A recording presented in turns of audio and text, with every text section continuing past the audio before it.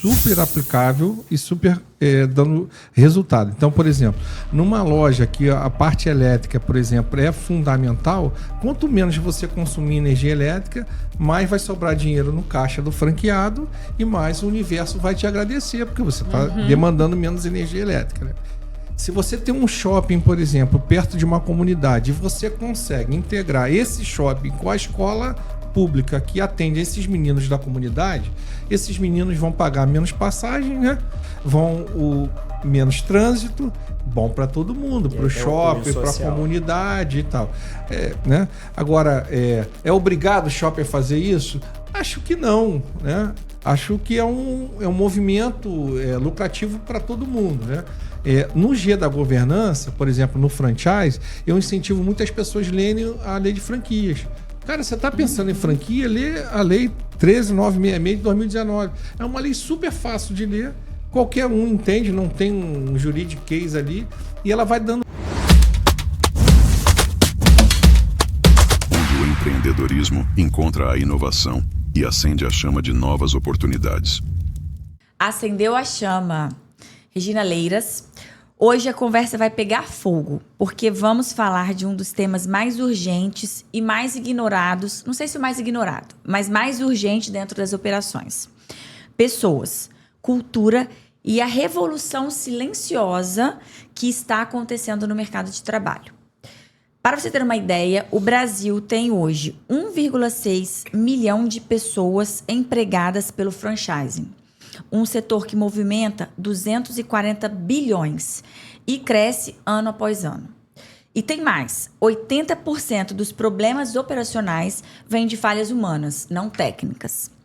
Enquanto muita gente acha que ESG, pessoas, é só discurso bonito, operadores que entenderam essa mudança já aumentaram o engajamento, reduziram turnover, tem dificuldade com essa palavra, e transformaram resultados em suas lojas.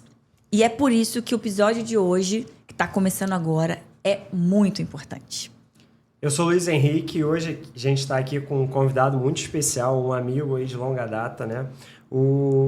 Que vive na prática tudo isso, né? Ele treina, ensina, estuda, é um estudioso da área, né? Maurício Salchini, ele é franqueado do Rei do Mate. Ele é especialista em ESG aplicado ao franchising, palestrante e autor do livro ESG nas franquias, né? Uma das obras mais comentadas no setor, né? Maurício, antes da gente entrar no conteúdo, tá? Eu queria que você se apresentasse um pouco, né? Quem é o Maurício Salchini, né? Da onde ele vem, o que ele desenvolveu aí nessa trajetória, né? Eu queria contar que é uma alegria estar com vocês, porque antes da gravação começar, a gente bateu um papo aqui que teve que interromper por causa do horário, de tão rico que é a nossa troca. Então, mais do que tudo, ESG traz a gente relacionamentos bem especiais, e esse episódio é fruto de um relacionamento especial que eu construí com vocês, e muito me orgulho ser parceiro de vocês podem contar comigo. E eu estou aqui para compartilhar e dividir coisas práticas, né? Coisas até que eu já faço nas minhas lojas, de alguma maneira interagir com vocês passaram a fazer na rede de vocês. Com certeza, vamos contar isso. Então, é um episódio bem prático e um livro para trazer conteúdo assim, para quem quiser se aprofundar ainda mais. Então, pessoas, eu não digo que essa geração seja mais difícil, é uma geração diferente, né?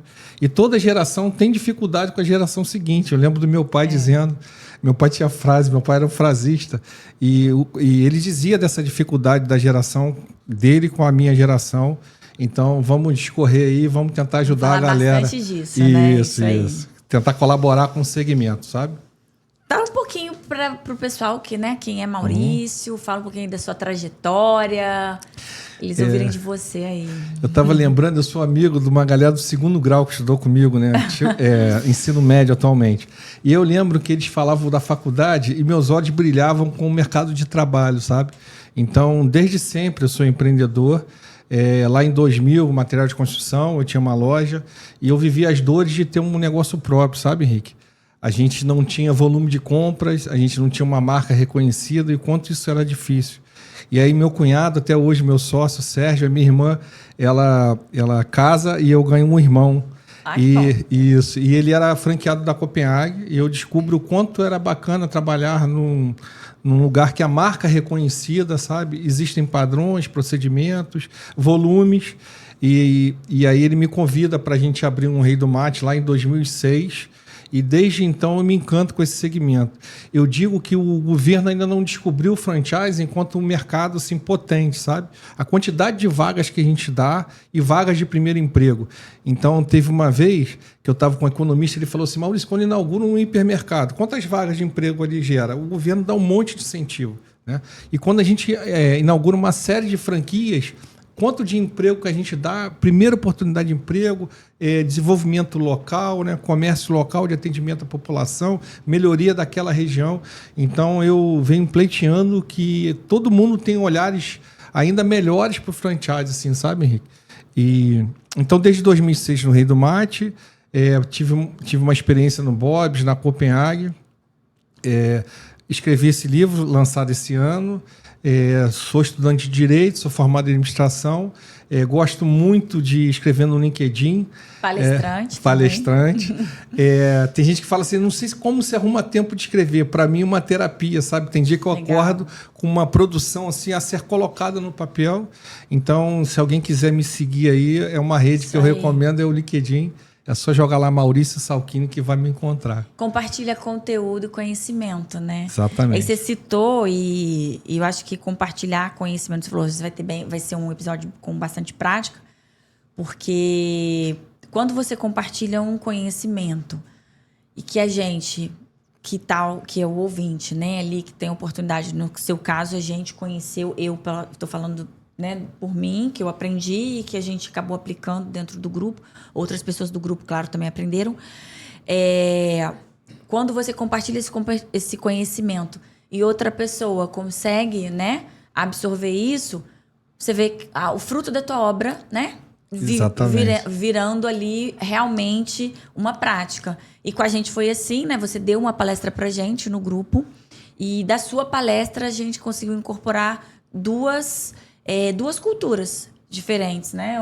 Pelo menos duas iniciativas. Duas né? iniciativas. Uma foi a premiação, né, da convenção, onde a gente pega os franqueados e faz uma experiência cult. Legal. Aí, Salchini, pode até falar um pouco mais sobre o que é essa experiência cult, né? Em 2010, eu me peguei exatamente igual a todo franqueado, reclamando do que a gente chama de mão de obra. É um nome ruim já, né? Uhum. Mas em 2010 eu me peguei reclamando da mão de obra, né? E eu pensei assim, poxa, mas eu não faço nada para mudar esse cenário, eu só reclamo como todo mundo reclama.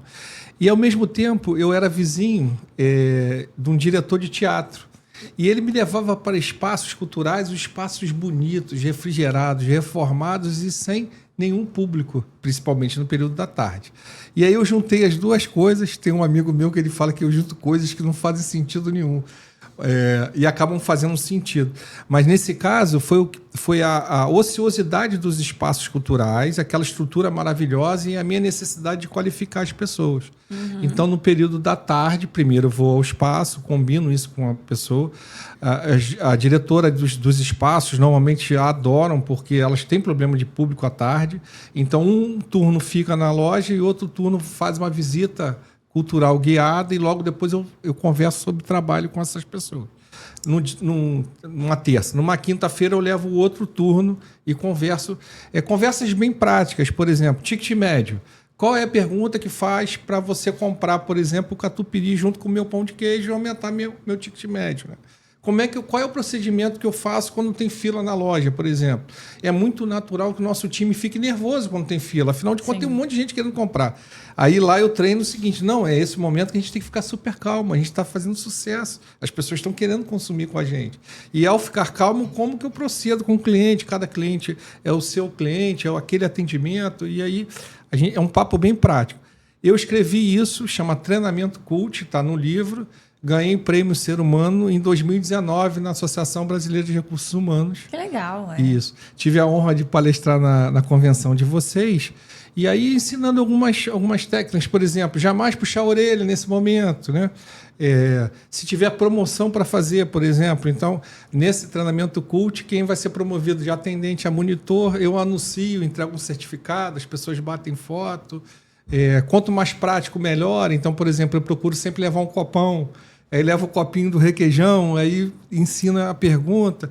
Então, essas pequenas técnicas que fazem toda a diferença estão no livro. Eu escrevi para o prêmio e dei uma palestra lá na convenção de vocês, e dizendo assim, poxa, se não tem espaço cultural, pode levar eles para visitar uma Heineken, uma Coca-Cola, um frigorífico, porque imagina, a pessoa trabalha com picanha e num super frigorífico, onde tem um projeto social, como vocês me contaram, isso também é cultura, isso também é ampliar o horizonte, sabe? Então, o treinamento cult é nessa pegada aí de ampliar horizontes, qualificar, tirando essa coisa de ou ser numa sala de aula careta, né? Sala de auditório e tal, meio caretão, ou ser na própria loja. A gente quebra esse paradigma e faz essa atividade aí que... Você falou uma frase bacana, que é ampliar horizontes. Eu defendo muito isso também, porque eu acho que a pessoa, quando ela conhece mais, seja de quaisquer coisa, ela tem mais repertório. Então, ela consegue se sair de situações difíceis, né? Exatamente. E a gente, né, depois dessa convenção, a gente saiu de lá com a cabeça fervilhando, né? A gente falou, cara, a gente tem, né, o programa de excelência, né, onde a gente premia os melhores franqueados, né? A gente vê diversos KPIs, né, performance, enfim. E pegamos esses melhores franqueados e fizemos uma experiência cult, mas a gente olhou para dentro do nosso negócio, né? E aí eu acho que é interessante, né, quem está aqui nos assistindo, olhar.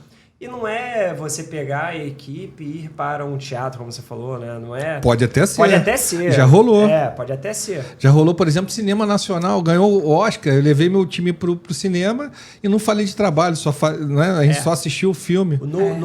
Nós fizemos um lançamento de campanha. Deixa eu continuar falando. Que Desculpa. A gente fez isso, né? A gente levou, por exemplo, para os nossos fornecedores, que os nossos franqueados não têm oportunidade de visitar. Então, levamos a JBS, levamos a Heineken, levamos a Seara, Red Bull. fizemos o almoço. Seara, enfim. Foi um momento ímpar, né? Então, assim, mudamos o nosso formato de premiação para o franqueado, levando eles para ampliar o horizonte, né? Ver como é que a indústria funciona. E isso, para a gente, é muito importante, porque gera engajamento na nossa rede de franqueados, né, com a indústria. Isso no meio de franchise é super importante. E o outro projeto foi que a gente passou a trazer, né, nossa brigada, né? No Billy the Grill a gente trouxe os gerentes, os coordenadores. No Viziando a gente trouxe o garçom, um coordenador, um gerente, para fazer esses lançamentos de campanha, né? E aí trazendo eles para gerar engajamento. Exato. Teve um lançamento que a gente fez no cinema, né? Eu vi no Instagram. Cara, sensacional. E o mais engraçado é que a ideia, né, surgiu até essa sua fala que você falou assim, eu reclamava, porque a gente sempre ia para a sala de reunião. É verdade. E a gente reclamava que a gente fazia campanha e a campanha não tinha engajamento. Aí a gente reclamava que a gente fazia campanha e a campanha não tinha engajamento. Aí até um dia eu até falei, gente, mas olha só. Aquela pessoa que tá lá na frente, a gente tem certeza que a campanha tá chegando nela? Porque até a gente falar com o franqueado, e não que o franqueado não esteja falando para ele, mas é diferente. Claro que é. E aí a gente colocou como uma premissa todo lançamento de campanha ter os principais das lojas vivendo aquele momento. E aí a gente já fez diversas. O primeiro foi um café da manhã. Que legal. Super bacana. Teve luau. Nós fizemos luau na praia, na Barra, na reserva. Teve bastante coisa legal, né? Depois teve a visita da Heineken, que fomos para São Paulo, levamos... Pegamos equipe de brigada, cara, gerentes, e levamos para São Paulo, naquela... Como é que é o nome do evento? The Instar, que é dentro da Heineken. Eles visitam a fábrica da Heineken, veem todo o processo de cerveja e tal. Você sabe que em 2017 eu concorri para entrar na pós-graduação de Pedagogia Social. E Pedagogia Social nada mais é do que você olhar o aluno com um olhar de ampliar horizonte. Então... E aí, numa entrevista lá, a professora perguntou, por que você quer entrar? Eu falei, porque eu já sou um pedagogo social. Hoje eu vejo quanto fui arrogante, mas fui aprovado. mas de alguma... Ela ri, ela achou, porque não era normal um empresário fazer o curso, né? E o projeto também não era em escola, né? Então, de alguma maneira, talvez minha arrogância tenha até me ajudado, mas de alguma maneira é isso. É você usar outras ferramentas do que aquelas... imagina, ler um PDF ou você você ir para um luau? Cara, é muito mais impactante você ir para o luau. Você vai precisar explicar isso para a esposa. Imagina, ó, eu preciso ir para um luau que eu vou aprender a vender um determinado produto. Como assim? Você chega do luau, tem que contar aquilo para a esposa, para os filhos. E no nosso caso gera até uma coisa que vai além de ter o conhecimento, né? É a integração entre eles, entre os gerentes, entendeu? Entre trocas. Muito legal. Então, assim, começou a ter um nível de engajamento entre eles com a campanha e um querendo ajudar o outro, assim, é formidável, né? Muito legal. E isso gera resultado. Sim. No final das contas, o que a gente quer com isso, né? É claro, né? Ter uma equipe mais vendedora e tudo mais, mas que gere resultado franqueado. Com certeza. E isso faz, sim, o ponteiro virar, né? E uma coisa, no meu caso, que eu sou franqueado, uma coisa que eu vi claramente é assim, quem coordena esse movimento tem a tendência a virar gerente de loja, porque, veja, tem que articular com a diretora do espaço, tem a questão da logística, o horário da galera que chega, tem um lanchinho, o lanche, o quente tem que chegar quente, o frio tem que chegar geladinho. Então, coordenar isso tudo me mostra uma maturidade que tem chance dessa pessoa até virar gerente da loja, sabe? Verdade. Então, ainda acrescenta esse movimento, assim, a possibilidade, se o franqueado aplicar, de você pensar assim, pô, de repente eu coloco alguém que tem potencial de virar gerente e aquele movimento pode amadurecer competências na pessoa para que ela gerencie uma loja. E assim, tem sabe? franqueado nosso aplicando isso também. Que né? legal. Nós tivemos um treinamento da nossa primeira franqueada do Chama Alta, né? Lá em Petrópolis. A Letícia treinou a equipe e tudo mais. Eles ficaram, se eu não me engano, foram 15 dias, né? Em Petrópolis. E aí, num período, ela foi visitar o Museu Imperial. Oh, que legal. Então, rodou ali com eles e depois fizeram um treinamento focado. E aí, como é que você está? E também recebendo feedback da equipe. Legal. De como é que estava sendo o treinamento, o que acha que poderia melhorar. E, pô, Cara, esse papo no jardim do museu em Petrópolis é muito mais legal que dentro da loja, concorda? E mais aberto, né? Lógico. O próprio colaborador se abre mais e traz mais verdade, né, pra gente. Então isso é fundamental, né? Muito bom. Imagina a minha alegria. De uma palestra, vários projetos aplicados. Ó, que legal. Projetos. E esse que ele está contando que já é a própria franqueada também reverberando isso que a gente fez com ela na equipe dela. Isso é sensacional. Muito bacana. Legal. Então vamos lá, né? O que está acontecendo no mercado de trabalho? Quando olhamos para os números, fica claro que o trabalho mudou, mas as operações nem sempre acompanharam. Hoje, 74% da geração Z só permanece onde há propósito e desenvolvimento. E o turnover no varejo pode chegar a 72% ao ano. Aí, Maurício, o que realmente está movendo essa mudança? Isso aqui é fato. Eu vou começar de trás para frente. Tá. Para mim, rotatividade não é o problema. Por exemplo, se um colaborador ficar comigo 6 meses, eu não entendo que isso seja um problema. Eu entendo que tem que ser os melhores 6 meses da nossa vida. Se for, tá tudo bem. Então, eu não tenho nenhum programa para segurar a pessoa. Inclusive, eu converso com eles para que eles tenham sempre olhares para ganhar mais. Ou comigo mesmo, ou em uma outra empresa. Então, eu quebro esse paradigma de programa para manutenção de colaborador. Eu quero trabalhar o desenvolvimento do colaborador. Se eu tiver espaço, eu promovo ele. Se eu não tiver, ele sai para ganhar mais e a gente comemora isso. Isso é fato. Nesse momento, tem um funcionário meu chamado Jean. Ele ia ser promovido a monitor. Ele conquistou um outro trabalho no escritório de contabilidade. Está cumprindo aviso prévio, todo mundo está feliz comemorando. Então, é coisa prática. Que é sobre pessoas. Sobre né? pessoas. Sobre todo mundo quer de um ser espaço que humano. desenvolva ela, que ela possa ganhar mais. Então, se eu não Exato. tenho esse espaço para o Jean naquele momento, poxa, o Jean conquistou e fica todo mundo feliz. Nenhum problema. O que eu digo é que a geração, ela não é mais difícil e nem mais fácil, ela é diferente. E aí liderar... o time precisa ter um propósito, sabe? A pessoa precisa sair de casa com um propósito, né? Então, que seja desenvolvimento. Então, por exemplo, a minha gerente, ela normalmente foi a primeira oportunidade de emprego dela. Ela começou como estagiária. Quando ela vê um estagiário chegando, ela sabe a importância. Né? Imagina a primeira semana, chegar no Rei do Mate, o Rei do Mate cheio de movimento, né? Uma correria, você não sabe onde estão as coisas ainda. É difícil pra caramba, né? Então, O estagiário, né? Que é o primeiro emprego.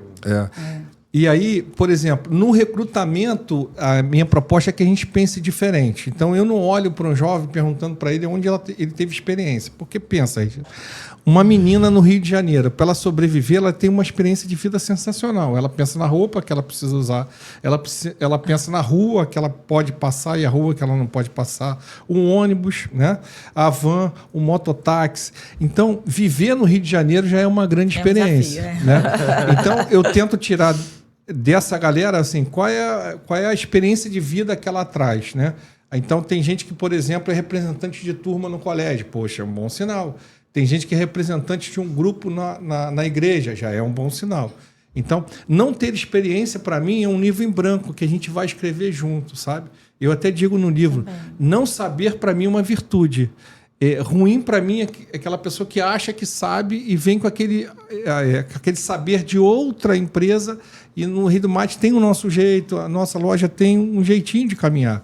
Então eu olho para o jovem que não tem experiência como potência. E eu acho que eles percebem isso. E isso é uma proposta também que eu botei no livro, sabe? Olhar para o jovem que não tem experiência profissional, identificar a experiência de vida dele e valorizar essa inexperiência dele, dizendo assim, poxa, vem comigo que aqui você vai começar seu caminho profissional. A gente faz isso indo a escolas, por exemplo. Final do mês passado eu fui numa escola Walter Orlandini, Colégio Estadual Walter Orlandini, do lado da UERJ de São Gonçalo. A gente foi lá, a escola tem um auditório maneiríssimo, data show, ar-condicionado, os alunos sentaram e a gente apresentou o que é o estágio, no sentido assim de questões legais, e qual era a vaga que a gente tinha para ofertar para os estudantes. E aí tem uma foto, que é a foto do João. O João estudava no Colégio Estadual Nata, que é Núcleo Avançado de Tecnologia de Alimentos. A primeira oportunidade de emprego dele foi com a gente. Hoje ele lidera uma loja, ele explicando para os jovens como que faria para eles terem um estágio. Então, aquela foto, eu falei, essa foto resume o nosso movimento. Quer dizer, que é alguém que a gente foi numa escola estadual e veio trabalhar com a gente, explicando agora como que aqueles jovens fazem. Porque, por exemplo, eles precisam de currículo. Ah, mas eu não tenho experiência. Não, sim, mas ali vai ter seu endereço, seu telefone de contato, seu e-mail, né? Algum curso que você possa ter feito. Então, isso a gente faz nas escolas e a gente chama esse projeto de primeiro trabalho decente. E a palavra decente é de propósito, porque a gente conecta muito decência com sexualidade, né? Tá. Existe na OIT o conceito de trabalho decente, que é a coisa de estar dentro da legislação. Por exemplo, meu estagiário não passa de 9 horas na loja, meu estagiário não vai no caixa. Ou seja, respeito à legislação, respeito ao ser humano. E aí esse projeto também ganhou o Prêmio Ser Humano e também está no livro. E dessa maneira que eu vou resolvendo a questão assim, de mão de obra. Não sei se o Henrique quer falar agora, perguntar alguma coisa, está pensando em alguma coisa, mas assim, eu vou provocar de novo essa situação, porque eu vejo muitas discussões sobre isso, Legal. né? Então, acho que é uma oportunidade de você, que tem uma larga experiência, falar mais assim.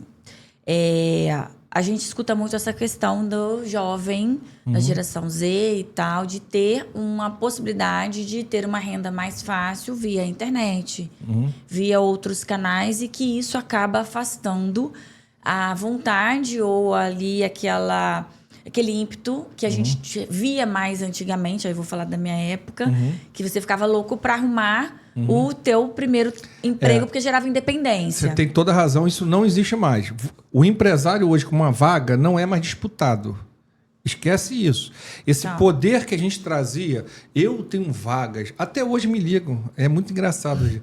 As pessoas às vezes me ligam, Henrique, Maurício, você conhece muito jovem, eu tenho uma vaga aqui. A pessoa não me passa detalhe nenhum. A pessoa acha que tem uma pedra preciosa. Porque quando ele era jovem, quando ele tinha 12 anos, 13 anos, aquela vaga era uma pedra preciosa. Hoje não é mais. A gente realmente disputa com a internet e até o jovem hoje questiona, poxa, para isso eu fico em casa. A gente não tinha essa possibilidade, né? Para hoje eu fico em casa, meu pai arrumava para eu lavar o carro dele, para eu ir no banco para ele. Eu trabalhava mais para o meu pai do que se eu arrumasse um emprego, né? Hoje em dia não é mais assim. Então, mas assim, o que eu penso? Você vai num colégio estadual, por exemplo, ensino médio. Ali tem 2.000 alunos. já aparecem 50, 70, já é um processo natural. Daqueles 70, possivelmente, estão desejosos de um trabalho formal. Um outro detalhe importante, no Rio de Janeiro, mais de 57% do território é ocupado, não tem presença do Estado. Então, por exemplo, ele anda no motoboy ilegal, ele compra o gás ilegal, ele compra na mercearia ilegal, a padaria é ilegal. Então, muitas vezes o jovem não sabe nem tem a esperança de uma trajetória profissional. Parece que... Importante isso, Parece que dia 5 de dezembro, se eu não me engano, saiu uma matéria no Globo falando sobre isso. Porque esses jovens que vivem nessas áreas, eles não têm um desenho de trabalho formal na cabeça. Como esperança para eles. Tá? Então, quando a gente vai à escola e explica... Ali já 170, de 2000. Então, já é um processo natural. Dos 70, se a gente aproveitar 7, é muita coisa. A gente investiu 1h30, 2 horas naquele movimento e tem 7 jovens desejosos daquela primeira oportunidade. Essa relação, muitas vezes eu vejo, e eu falo com o maior carinho, né, aqui, o empresário se sente desprestigiado, porque antes ele tinha alguma coisa que era concorrida, eu lembro aquelas filas imensas para trabalho. Né? A gente foi acostumado a isso. Eu tenho uma vaga de emprego e eu serei disputado. Hoje em dia já não é mais assim. Né? E no nosso mercado, né, de franquias, onde nós necessitamos de capital humano, né? A gente oferta primeiro emprego, como você falou, né? Tanto no nosso caso quanto no seu, é primeiro emprego. Né? Ele está ali para aprender alguma coisa, né? O que te chama mais atenção quando você chega num colégio desse, sabe? Quando você vai contratar um atendente, enfim. Porque essas pessoas vêm mudando mesmo, né? E o que te chama mais atenção assim? Eu costumo dizer, hoje foi um papo até sobre isso numa mesa, o João, que foi o primeiro trabalho, ele fez uma universidade de recursos humanos. Então, ele faz o processo, né? E ele selecionou uma pessoa e a pessoa não ficou. A pessoa ficou uma semana e disse, não me adaptei e tal. Eu acho assim, que cada operação tem a sua característica. Então, por exemplo, no nosso caso do Rei do Mate, a gente gosta mais dos tímidos, tá? E das pessoas, eu vou dizer assim, mais introspectivas. Na operação, a gente consegue dar uma acelerada nela. A pessoa que é muito agitada, muito falante, muito vendedor...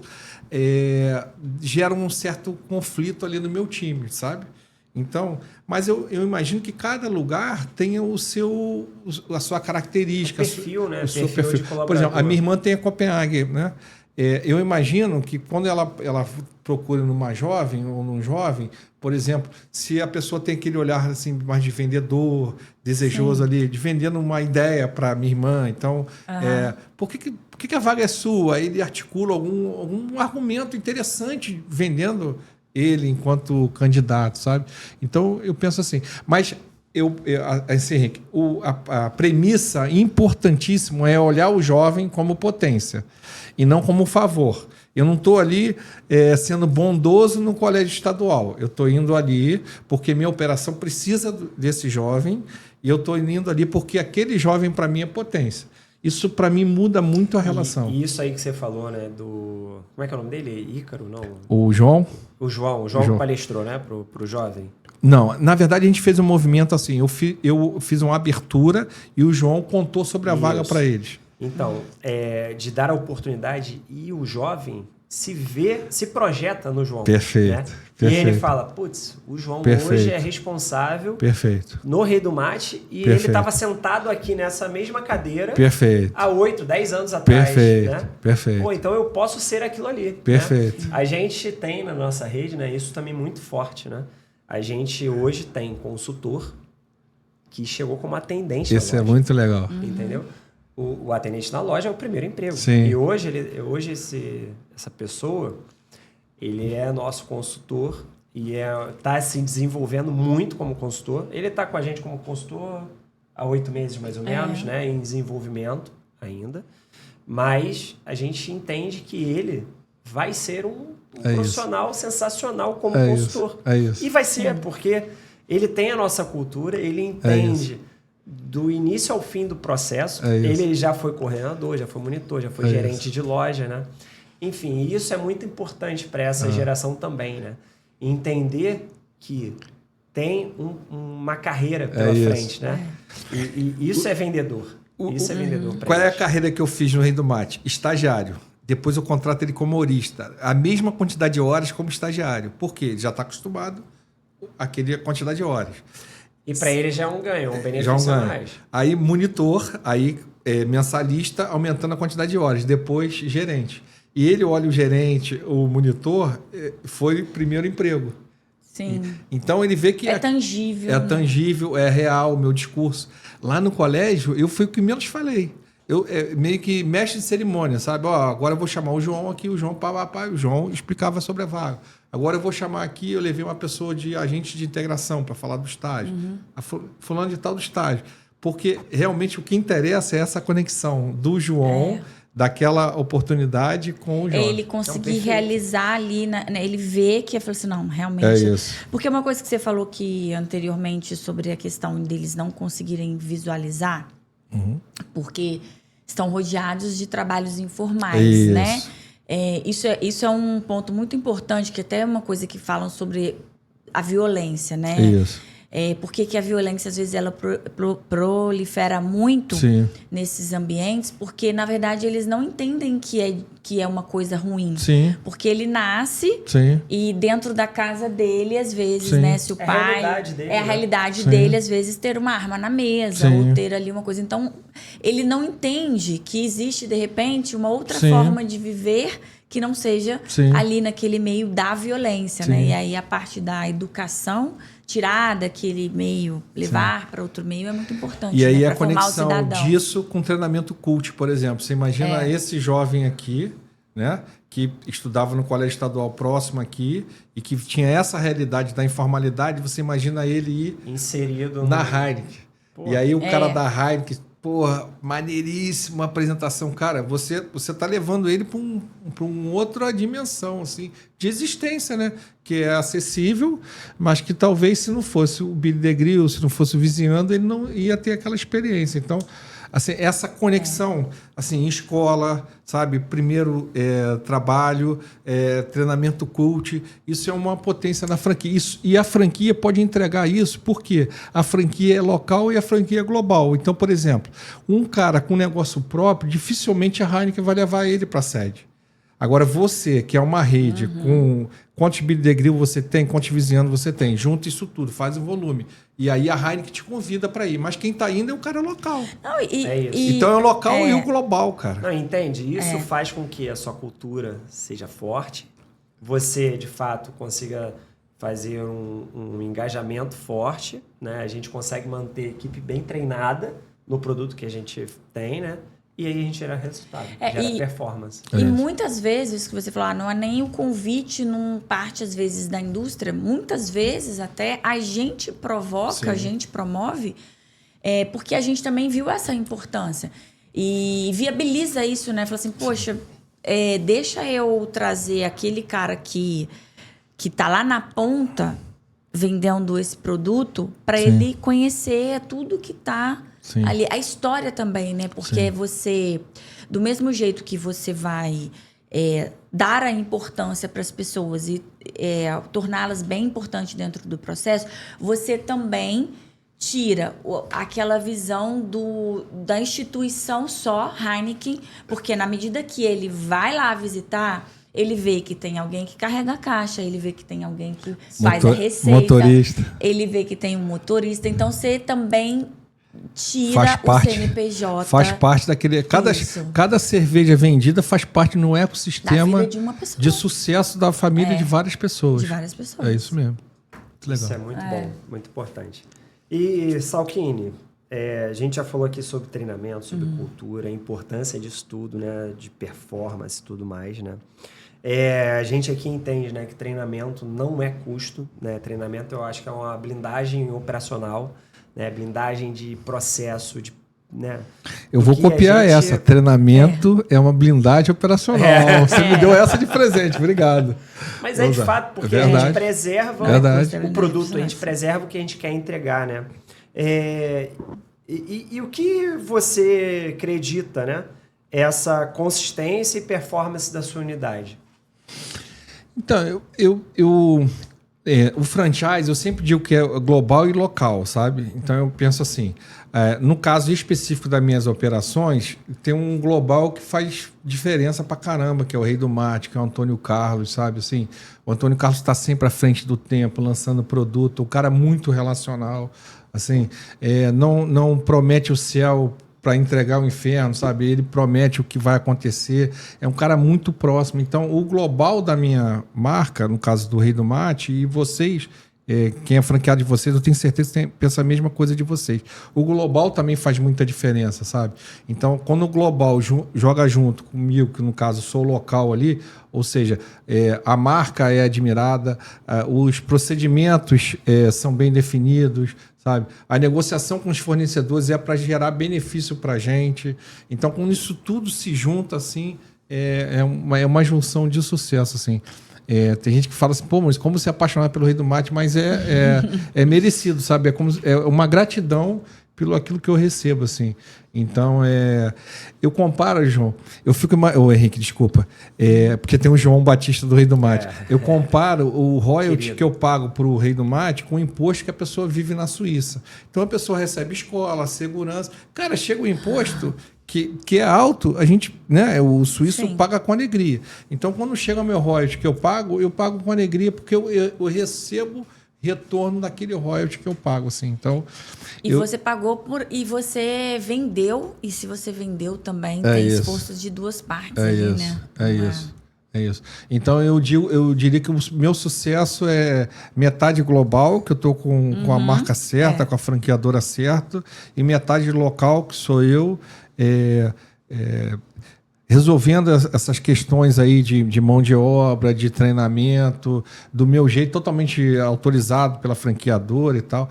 E tem um outro ganho que eu enxergo já para vocês, que é assim, ó, não sei se vocês conhecem a Food to Save. Conhece? Sim. Então, eu fui convidado antes da Food Save lançar, o cara me procurou, falou, Maurício, me indicaram você, eu estou querendo lançar isso. Quer dizer, eu já virei uma plataforma de reconhecimento de ESG. Então, alguém que está com uma ideia legal, possivelmente vai chegar em mim, porque eu aplico essas coisas, eu penso sobre isso. Então, vocês podem vir a ser uma plataforma de solução de fornecedor, por exemplo. A Heineken lançou uma coisa muito legal, de consumo de energia, enxergar em vocês, pois esses caras aqui pensam sobre isso, eles pensam além do lucro, sabe? A gente já vive um pouco isso, né? Até guardada a proporção que a gente tem, porque, assim, hoje nós somos uma rede com 49 lojas, é isso? Me corrigi, 49 com aqui, né? Não contando Portugal. E a gente já alcança e já faz coisas que só redes, às vezes, que tem 300 lojas, que já estão, fazem, e às vezes, muitas vezes, eles têm acesso àquilo por conta unicamente, exclusivamente do volume. E a gente não, a gente hoje já consegue coisas por conta da nossa metodologia de trabalho. Porque a gente quer realmente, às vezes, abrir um espaço, entender que a gente tem que estar junto com o fornecedor ali, não porque ele é somente o nosso fornecedor, é porque o mercado, a palavra que está me faltando não é dinâmico, mas é um ecossistema. Sim, né? Então, o meu cliente final, a gente até já falou sobre isso no outro podcast, o meu cliente final, ele vai no meu restaurante, mas ele vai no supermercado. Sim. E quem são hoje os melhores players do mercado que estão nessas duas pontas? Então, como é que a gente faz para trazer isso para o nosso cliente final? Mas como é que a gente também faz para trazer isso para o nosso colaborador? Legal. Ou para o pessoal da franqueadora. Então, a experiência, ela tem que ser 360. Legal. Né? O final de semana passado agora, a Tiffany, que é a nossa colaboradora de gestão, ela passou por um processo, né, de fala aí, Henrique, cirurgia. Ela fez uma cirurgia, mas não é isso que eu falar, é de renovação mesmo, de vida, né? Sim. Ela era uma pessoa, virou outra, Sim. totalmente. E ela é uma pessoa que hoje tem uma bandeira da saúde, do esporte e tal. E aí a Heineken falou pra mim, Regina, a gente vai patrocinar o circuito das estações Adidas e tal, vamos lá e tal. Eu falei, poxa, eu quero levar a Tiffany. Legal. Porque aí teve uma outra corrida também, que a gente premiou ela. Também. Poxa, aí ela vai, ela participa, ela vivencia. Ela não é compradora da Heineken. É isso. Ela participa de um grupo que compra da Heineken, mas quem tá comprando são as lojas. É isso. E por aí vai, né? É um ecossistema. Né? É isso. Muito legal. Você valoriza as pessoas. Muito bom. Vamos falar um pouco sobre o ESG. Vamos. Né? O Salkini aqui, né? Ele fez esse livro aqui, ó, ESG nas franquias. Para quem quiser aí, pode comprar. Né? É um livro muito bacana, onde ele traz alguns relatos aí, casos práticos de ESG. Né? E Salkini, muita gente acha, né, que o ESG, veio, mas só que é difícil de se aplicar, né? E às vezes a gente vê que o ESG pode sim ser uma ferramenta de performance, né? Porque poucas coisas aplicadas a ESG, né? E aí pode até explicar um pouquinho o que é esse ESG, né? E de fato faz resultado, né? Faz virar o ponteiro, né? Onde o ESG hoje faz diferença no seu ponto de venda, né? Onde que você aplica ESG na operação? Então, ESG é uma sigla, foi proposta numa reunião da ONU, onde líderes mundiais entenderam que haveria uma sigla que resumisse assim, um caminho mais sustentável para o mundo, né?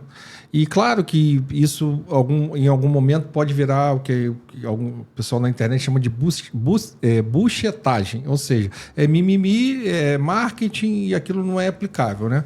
Mas a gente pensa o ESG super aplicável e super dando resultado. Então, por exemplo, numa loja que a parte elétrica, por exemplo, é fundamental, quanto menos você consumir energia elétrica, mais vai sobrar dinheiro no caixa do franqueado e mais o universo vai te agradecer, porque você está demandando menos energia elétrica. Né? Se você tem um shopping, por exemplo, perto de uma comunidade, e você consegue integrar esse shopping com a escola pública que atende esses meninos da comunidade, esses meninos vão pagar menos passagem, né? Menos trânsito, bom para todo mundo, para o shopping, para a comunidade e tal. Né? Agora, é obrigado o shopping a fazer isso? Acho que não. Né? Acho que é um movimento lucrativo para todo mundo. Né? No G da governança, por exemplo, no franchise, eu incentivo muitas pessoas a lerem a lei de franquias.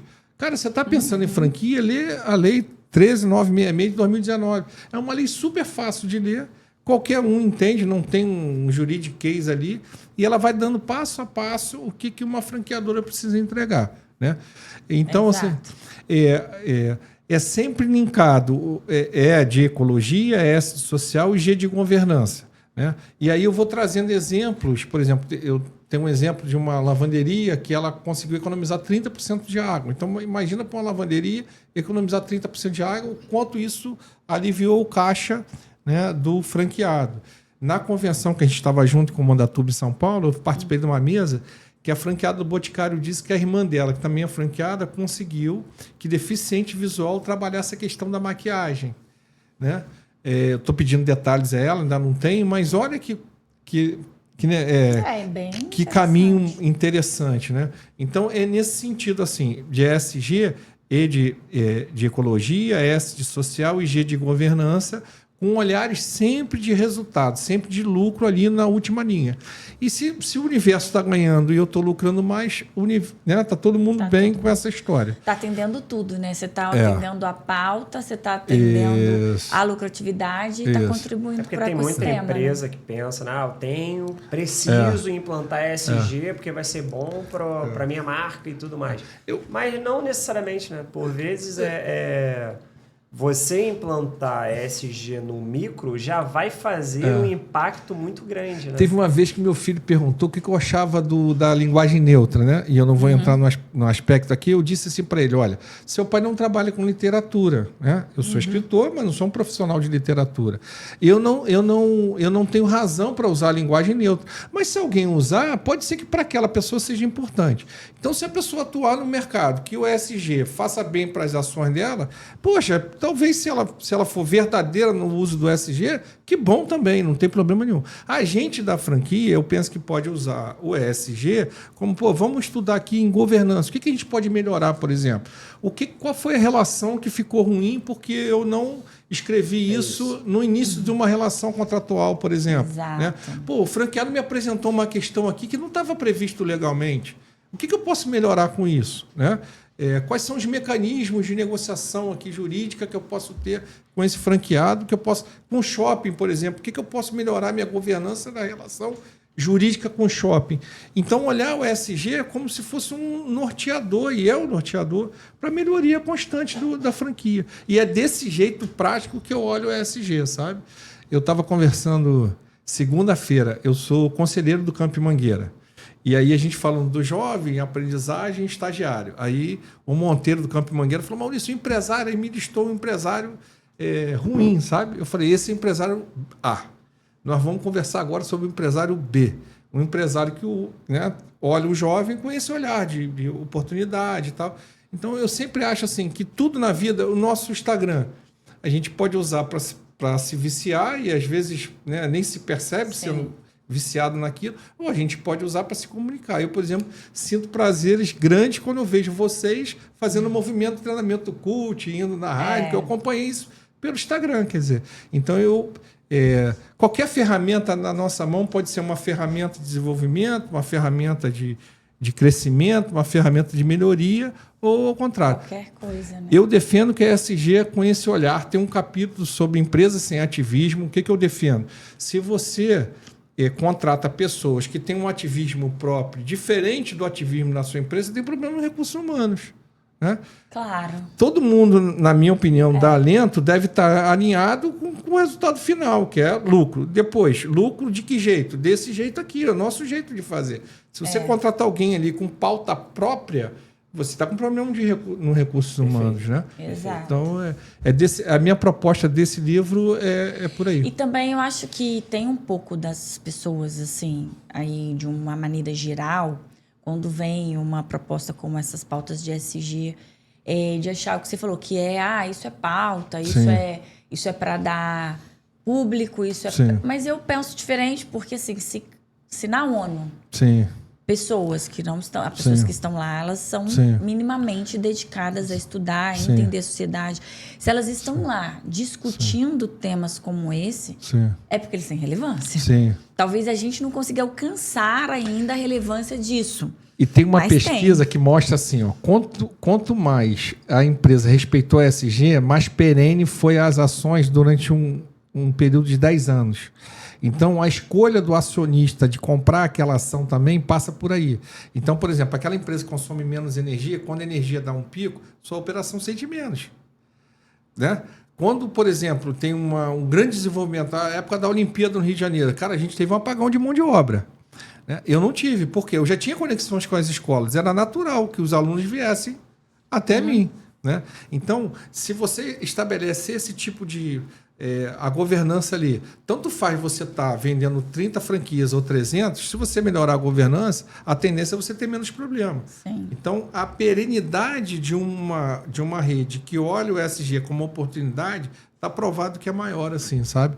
É claro que eu não nego que tem uma questão de pauta, tem um lado da política que pegou mais o ESG para si, mas eu me nego a entrar nessa parada aí de política, eleitoral e de... Tem, mas o que eu digo é mais no sentido de se tem pessoas discutindo e se essa discussão ela é mundial e se essa discussão ela é grande, por mais que tenha o viés do marketing, vamos dizer assim, vou falar marketing, mas quase tem o viés político, mas ali dentro tem alguma coisa importante, porque ela está sendo discutida mundialmente. Verdade. Então, não são pessoas que estão ali... elas têm milhões de pautas para discutir, né? A gente tem um mundo com muitas coisas para serem discutidas. Então, se está discutindo isso, é porque... Às vezes, a gente não alcança a discussão. Mas é importante, né? O ESG ele deve ser implantado né, com benefício para a empresa e benefício para o todo, né? Para a sociedade como um todo. E não somente para divulgar que está implantando a ESG, né? Trazendo para o nosso mundo isso... aqui. Eu tô nessa mesa porque eu tenho esses olhares, né? Sim. Eu nem sabia dessa pauta lá em 2010, ela não existia, e eu trabalhei questão social e de alguma maneira juntei o E e o G ali. Então a oportunidade de estar com vocês aqui é fruto dessa minha conexão com a pauta. Você e do fazia interesse de vocês. ESG antes de existir a sigla. E aí essa é a importância, né? Porque você já olhava para isso sem precisar da pauta, né? É isso. Porque, na verdade, aí entra até um pouco dessa questão hoje do ambiente, né?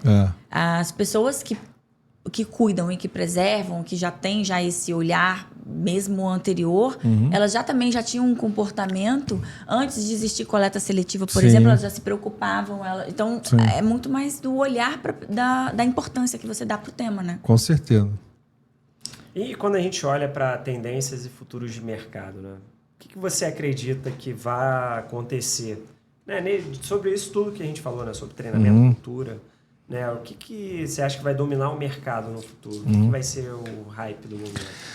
Eu penso que a gente vai entrar em épocas de muita operação autônoma, tá? E aí eu represento até uma empresa de adquirência que tem essa pegada de ser parceiro de automatizações, assim. Eu vejo que muita gente já gosta de ir no totem, no lugar de ir naquele caixa tradicional. E penso que já tem totens que hoje vendem mais do que o atendimento pessoal, mas eu não vejo isso eliminando vaga de emprego, né? São outras demandas que vão acontecer pela mão de obra da gente.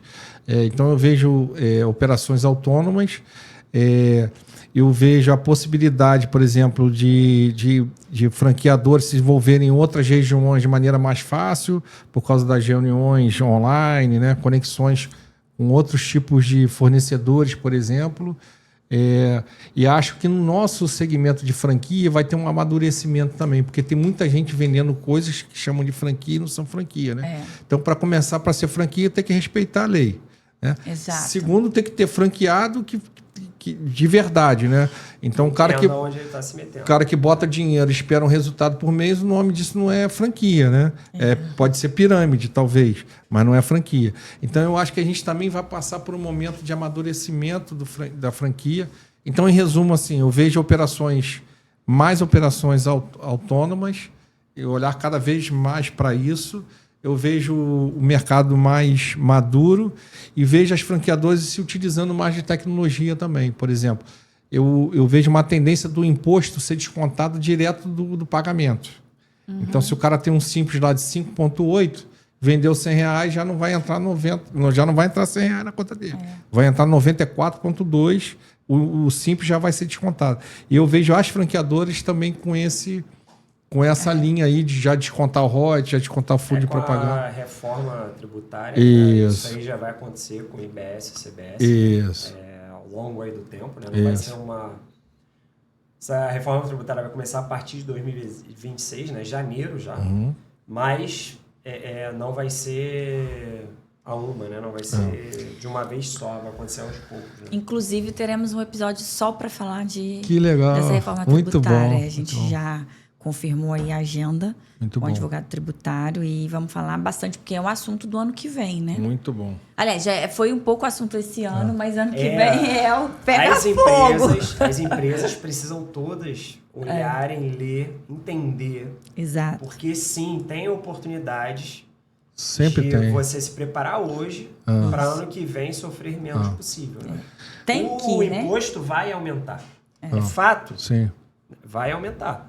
Agora, como a gente vai fazer essa transição, que é a grande questão, né? Sim. Então, assim, a gente pode sofrer mais ou sofrer menos. Exato. Né? Se preparar. Concretamente, se você perguntar assim, por exemplo, de tendência, concretamente hoje eu consigo ajudar uma franqueadora a receber inadimplência para trás e evitar inadimplência para frente com tecnologia. Então, a tendência é que cada vez mais isso venha acontecer. Então, hoje, as franqueadoras normalmente não anunciam as suas inadimplências, mas se se estuda aí em torno de 19%. Hoje a franqueadora consegue, com uma parceria com a adquirência, resolver a inadimplência para trás e com o split resolver a inadimplência para frente. Então eu vejo que esse tipo de tecnologia, essa junção da adquirência com a franqueadora, por exemplo, cada dia vai acontecer mais. Isso daí eu acho que vai ser de fato um divisor de águas, né, para os franqueadores, principalmente as pequenas que ainda estão ali, né? Porque quando tem uma franqueadora pequena, ela começa a ter franqueados, você não tem problema de inadimplência. Sim. E aí, conforme vai crescendo, pode vir a ter. Sim. Né? Quando você tem 5, 6, 10 lojas, Sim. uma loja ficou inadimplente, é 10% Sim. inadimplência. E esses 10%, por vezes, é o teu resultado, é a relevância dali. Né? E aí você tem um parceiro e entenda, né? Uma franqueadora nova, ela preza muito pelo relacionamento com os franqueados. Sim. Né? A partir do momento que ela tem um problema de inadimplência, uma cobrança, ela vai quebrar parte do relacionamento franqueado. E ter uma ferramenta dessa de cobrança, eu acho que é uma ferramenta que ajuda a reduzir esse atrito com o franqueado. Né? Então é legal. Esse tipo de solução eu penso que vai... Eu também acredito. Vai se multiplicar muito no segmento. Eu só ainda não vi no mercado uma ferramenta que entregue... Porque nosso mercado não é simples, né? Sim. É muito difícil. Né? Eu só não vi ainda uma ferramenta que me entregue o que eu preciso hoje, tá? Mas eu acredito, já conversei com diversas, né? Mas eu acredito que vai acontecer no médio e longo prazo. Aí, né? Muito bom. Vamos para o quadro? Vamos. Chama Alto Fogo de Palha. Esse é um quadro onde a gente traz alguns temas, né? E é o nosso mito ou verdade. Né? Então você fique à vontade, falar se é chama alta de fato ou se é fogo de palha. E se quiser abrir aí para uma breve algum comentário. Fica à vontade, tá? Chama alto fogo de palha. Propósito mantém funcionário? Só propósito vai manter funcionário. É o único caminho. Boa. Chama alta, com certeza. Chama alta ou fogo de palha? Treinamento vale mais que experiência? Chama alta. Porque principalmente nas nossas operações de franquia, a gente tem manuais, a gente tem o equipamento correto no lugar certo. Então, o treinamento vale muito mais do que a experiência. Chama alta, com certeza. Chama alta ou fogo de palha? Falta de cultura quebra a operação? Não tenha dúvida, chama alta. Chama alta. A gente fala de cultura, pode parecer um pouco assim, teórico e tal, mas é o diferencial de você chegar numa loja e ter desejo de voltar, ou você chegar numa loja e ser mais uma refeição qualquer que aquilo não deixa marca nenhuma para você, né? Então, chama alta, com certeza. Chama alta ou fogo de palha? Geração Z é mais difícil de liderar? Nem chama alta, nem fogo de palha.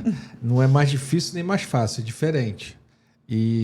Mas assim, toda geração tem dificuldade com a geração seguinte, porque é diferente, né? O que eu me organizo para que eu cogito que meu filho vai decidir, meu filho não decide exatamente daquele jeito, né? E é natural, que bom que seja assim, né? A visão de mundo é outra, visão de né? mundo é outra. E as pessoas não são fáceis, né? Não a gente estava conversando aqui, imagina lidar comigo, com a Regina. Nossa, comigo então, não tem. Mentira. Normalmente, Sou um doce. Normalmente quem diz que é muito fácil de lidar é porque ela não olha as pessoas lidando com aquele jeito de ser, que somos únicos, né? Não, eu não sou fácil, não. E não entra na profundidade, né? Porque lidar com pessoas, né, requer atenção, cuidado, né, entender de fato o que a pessoa está sentindo naquele momento. E o sentimento, ele não é palpável, né? Sim. Você não consegue, de fato, entender, né? Enfim, Pois mas é difícil, não é fácil. Mas isso é uma coisa que o motivo das pessoas me acharem mais difícil, do feedback que eu escuto, tá? É justamente o motivo que deveria achar mais fácil. Porque eu falo, então assim, eu dou o privilégio da pessoa saber que eu tô pensando. Eu posso estar pensando errado. Mas se eu falar, a pessoa vai ter oportunidade de me falar que eu tô errada. Agora, se eu não falar? Mas precisa saber, no caso aí, especificamente, precisa saber se a pessoa tem condições de interpretar aí o que você vai dizer para ela, né? A psicanálise, eu acho que mostra isso. Às vezes, Às vezes não tá, eu sei. não está no Às vezes momento. não é a tá hora. no momento e na maturidade ideal para receber um comentário, um feedback que vai pegar mal, né? Exato. Vamos pro último, chama Alto Fogo de Palha. Experiência fideliza mais que produto? Experiência fideliza mais do que produto, com certeza. Hoje em dia a gente está, né? A gente procura experiência, né? A gente procura uma chegada na loja com um sorriso. Cara, eu viajei outro dia e aí uma aeromoça, cara, quando eu saí, eu falei, você é a aeromoça mais simpática do Brasil. Que legal. Aí ela riu e falou, obrigado e tal. E aí outro dia postaram no Instagram. Ela e quando eu vi o sorriso, eu falei, cara, é ela, assim, sabe? Reconheceu, né? E caminhei para minha irmã, eu falei para ela que ela é a aeromoça mais simpática do Brasil. Quer dizer, foi experiência ali, né? Aí minha irmã perguntou qual é a companhia. Eu disse para minha irmã, assim. Então, aquilo foi inesquecível, assim, sabe? E não custou nada mais. Né? Lógico, ali tem um estilo. Ela é estilosa, ela... sabe, é performática, é muito legal. Mas a experiência faz toda a diferença hoje em dia, né? Eu acho que o cliente, ele perdoa, né? Um produto que não vem ali adequado. Agora, uma experiência ruim, né? Um atendimento truncado, uma cara fechada do atendente. O cliente fala, pô, eles não estão preparados para me atender, né? Eu acho que eu tô... criando um problema para a loja. Sim, entendeu? Sim. E tu fala, cara, não é isso, né? Sim. Bem ruim mesmo. Sim. Maurício, a gente está indo para o final, né? Passa muito rápido. Passou gente. rápido? Gente. Nossa, demais. Você tem 1 hora. Fora os bastidores, né? Fora o tempo que a gente bateu o papo antes. Então, porque é sempre, como você falou, muito agradável. A gente compartilha muita coisa, né? Poderíamos ficar horas aqui, mas não podemos. Vamos lá. Para a gente finalizar, para quem está abrindo ou reestruturando uma operação hoje, quais os 5 mandamentos de eficiência que você quer deixar para essas pessoas que vão assistir esse episódio? Acho que escolher o parceiro, no caso aqui, né? A gente está falando aqui de franqueadoras sérias que serão parceiras, eu acho que é uma coisa muito importante. Conhecer, tem gente que quer comparar franqueado com qualquer outra coisa, assim, é investidor, é empregado de luxo. Franqueado é franqueado e ponto, né? Tem os seus riscos. Então, segundo, talvez seja conhecer a lei de franquia para entender o papel da franqueadora e o papel do franqueado, isso é muito importante. O terceiro é saber que a dedicação ali local faz toda a diferença, assim, não esperar que a marca ou a operação rode sozinho. Acho que o quarto é saber que gente vai fazer muita diferença, assim, né? Muita diferença, gente faz toda a diferença. Então, se você não gosta de gente, a operação de franquia talvez tenha que ser de serviço, de tecnologia. E o quinto, rezar, porque Papai do Céu precisa iluminar, né? Porque negócio é risco, assim.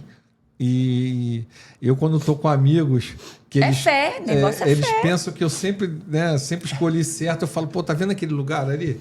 Então, eu achava que ia dar super bem. Cara, ali tá dando errado aquela franquia. Aquela franquia é boa, mas aquele ponto não vai bem. E se fosse eu teria colocado. Às vezes mostro loja que eu abri e tive que vender porque não deu certo. Então, rezar que Papai do Céu retribua pra gente nosso esforço, né? E o que a gente traz para o mundo é importante também. Tem uma dose aí de espiritualidade que eu recomendo. Mas também. fé é isso, né? Acreditar é pisar no chão que não se vê. Então, você tem que acreditar, meu filho. Se você não acreditar, não confiar, não tem fé. E só assim a gente faz acontecer de fato. Né? Porque acho que permeia isso daí mesmo. E o seu negócio tem um pouco, né? O nosso negócio tem um pouco da nossa energia. Tem a energia dos colaboradores, tem a energia da franqueadora. E tem a nossa energia também. Né? A gente fala lá na empresa que as pessoas que não têm a mesma sintonia que a gente, elas passam o tempo, elas não se veem alocadas ali e saem, né, da companhia. Né? Por isso que é tão importante, na minha opinião, a gente não ficar com política de retenção, sabe? Ficar com política de desenvolvimento das pessoas. Você imagina esse menino que vai ganhar mais, ele quando veio falar comigo, ele estava num momento difícil, assim, de me dar notícia, porque eu tinha, teoricamente, promovido ele. Eu falei, cara, eu estou muito feliz com você, você merece, cara, você foi esforçado, você estudava, então aí todo mundo aqui vai ficar feliz com você. Você imagina o quanto que isso é importante para a vida dele também, sabe? Assim, É isso. E o nosso papel, né, como empreendedor, de fato, é gerar oportunidade, né? isso. Melhorar a vida das pessoas, que seja no micro, sabe? É isso. Seja no pontual ali e tudo mais, isso. é muito importante. É isso. Bom, Salchini, cara, é um prazer mais uma vez receber você aqui. Eu acho que todo papo que a gente tem é muito enriquecedor, né? Por você trazer aqui dados com tanta clareza e praticidade, né? Que você faz nas suas operações no teu dia a dia. Eu tenho certeza que o nosso ouvinte aí ficou muito... se sentiu muito bem representado e acho que vai trazer muitos insights relevantes para eles, né? E, cara, eu vou passar aqui para você uma lembrancinha do podcast. Poxa, tá bom? Para você lembrar aí do nosso dia aqui. Eu acho que foi super especial. Chique. Adorei. Tem cartinha. Tem uma cartinha. Que bacana. Muito bom. Eu tenho orgulho de ser parceiro de vocês, da gente compartilhar esse ecossistema de franchise. A gente acredita no mesmo franchise, né? E esse franchise que a gente está junto lá em Comandatuba, eu falei para a Fabi Estrela, eu almocei com ela depois, e falei assim, quantas associações têm a capacidade de realizar uma convenção como a ABF realizou, né? E todo mundo ali querendo trocar, todo mundo querendo aprender. Então, eu me sinto assim no ecossistema certo do franchise e me sinto honrado de ter vocês como amigos, de fazer essa troca aqui. Obrigado pela gentileza, pelo carinho aqui, pelo convite. Obrigado você, cara, mais uma vez. Foi muito bom. Muito bom. Chegamos ao fim, né? E hoje aqui a gente aprendeu que SG não é pauta, é prática. Então, que a gente tem muitas maneiras diferentes de simplificar e abordar o SG no nosso dia a dia. Aqui, no Pegando Fogo Podcast, a gente descobre o que realmente pega fogo e o que só faz fumaça. Quem tá com a gente, curte, compartilha. Espero você no próximo podcast. Pegando Fogo. Até o próximo, pessoal. Um abraço. Obrigado. Cara, ótimo. Foi bom? Muito bom.